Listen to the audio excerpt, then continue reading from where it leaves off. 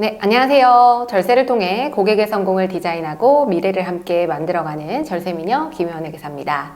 많은 사업자분들의 단골 질문에 대한 내용을 말씀드리도록 하겠습니다. 바로 간이가세자에 대한 내용인데요. 간이가세자 관련 내용이 굉장히 많이 바뀌었죠. 그래서 간이가세자는 혜택이 많다는데 내가 자격이 되는지, 그리고 간이가세자는 세금을 어떻게 내는지, 언제까지 내는지 궁금하신 분들 많으시죠? 그럼 바로 들어가 보도록 하겠습니다.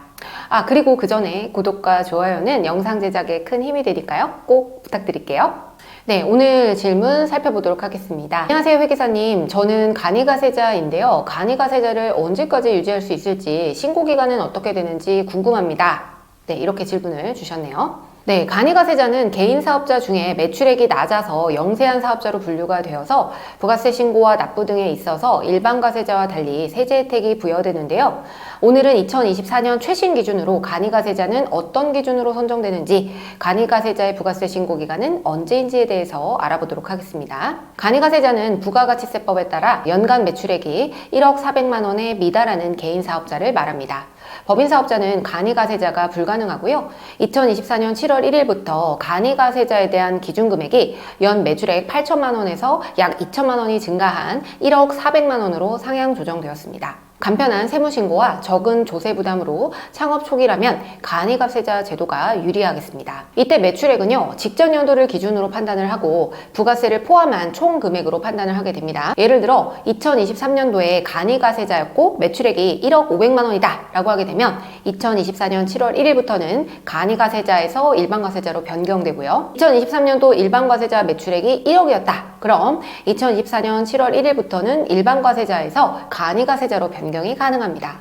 만약에 2023년 10월에 간이가세자로 개업을 해서 2023년 매출액이 5천만 원이었다. 이렇게 됐을 때는 12개월로 환산한 매출액이 2억 원이 되기 때문에 2024년 7월부터는 일반과세자로 전환이 됩니다. 환산 기준으로 판단한다는 거 기억하시고요. 다만 부동산 임대업이나 유흥 관련 업종들 있죠. 이 경우에는 기존과 동일하게 4,800만 원 미만인 경우에만 간이가세자를 유지할 수 있습니다. 창업 초기에는 대부분 이 간이가세자로 창업이 가능하지만요. 간이가세자 기준금액을 충족한다고 해서 누구나 다 간이가세자로 사업자를 낼 수 있는 건 아닙니다. 다음에 해당하는 경우에는 간이가세자가 될 수 없는데요.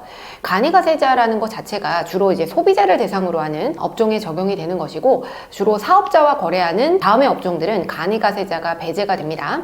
간이가세자를 적용하기에는 기본적으로 영세할 수 없는 사업군이거나 과세 유흥 장소거나 이런 경우에는 간이가세가 배제됩니다. 대표적인 업종으로 제조업, 부동산 매매업, 그리고 이제 고소득 전문직들 있죠. 저희와 같은 회계사, 변호사, 의사 등과 같은 고소득 전문직, 광업, 그리고 구매업 등과 같이 주로 사업자와 거래하는 이런 업종들의 경우에는 간이가세자로 사업자를 낼 수가 없습니다. 그리고 내가 일반과세가 적용되는 다른 사업장을 보유하고 있다면 추가로 내는 사업자는 바로 간이가세자를 낼 수 없어요. 그래서 이미 본인 명의의 다른 사업장에서 일반과세를 적용받고 있다면 추가로 등록하는 사업에 관해서는 간이가세를 적용받을 수 없습니다. 또 일반과세자가 운영하던 사업을 그대로 포괄량수하는 경우죠. 인수를 하는 경우에 그 경우에도 간이가세를 적용받을 수 없고요. 그리고 사업장의 소재지 강남이라든가 서초라든가 그리고 규모가 300평이에요.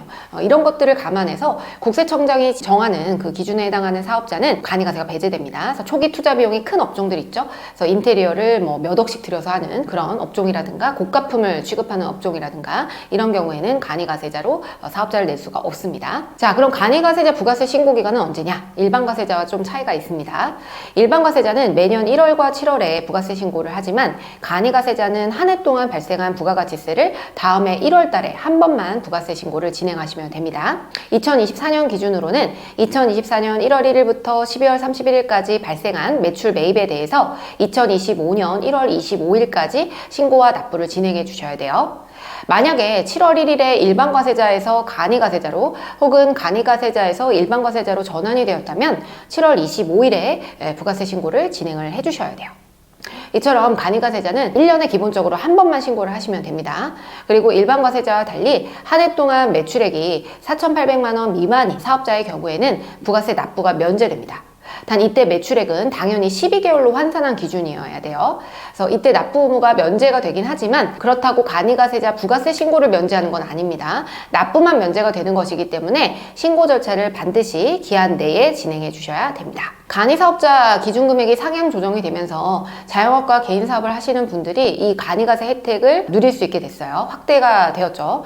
하지만 이 혜택을 누리기 위해서는 기한 내에 제때 신고하는 것이 중요하다고 할 수 있겠죠? 네, 이 영상이 도움이 되셨다면 좋아요와 구독, 알림 설정까지 부탁드릴게요. 저희 디자인틱스는 다년간의 세금 신고 경험을 바탕으로 고객님의 상황에 맞는 최적의 절세 전략을 제시해드리고 있습니다. 간이가세자 부가세 신고와 관련해서 세금 상담이 필요하신 분들은 아래 고정 댓글에 남겨진 카카오톡 플러스 친구 링크로 연락주세요. 오늘 영상이 세금에 대한 여러분들의 고민 해결에 도움이 되셨길 바라며 지금까지 세금 전문 회계사 디자인텍스 대표 김희연 회계사였습니다. 네, 감사합니다. 안녕!